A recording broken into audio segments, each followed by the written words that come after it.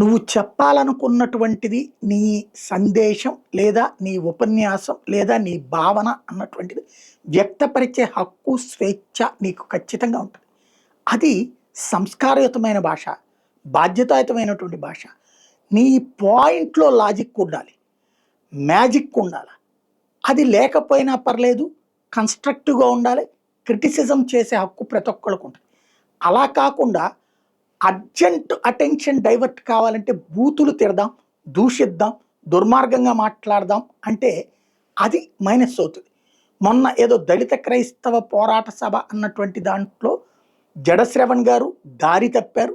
అట్లాగే ప్రశ్న రావణ్ గారు దారి తప్పారు. దారి తప్పిన భాష పవన్ కళ్యాణ్‌ని గురించి దారుణమైనటువంటి అవమానకరమైనటువంటి భాష.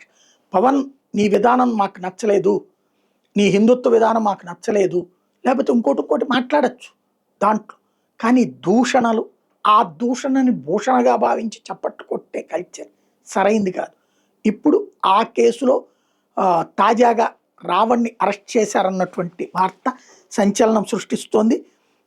అతనికి సంబంధించినటువంటిది పెట్టినటువంటి కేసుని పరిగణలోకి తీసుకుని ఇప్పుడు అరెస్ట్ చేశారంటూ కాకినాడ పోలీసులు అరెస్ట్ చేశారట.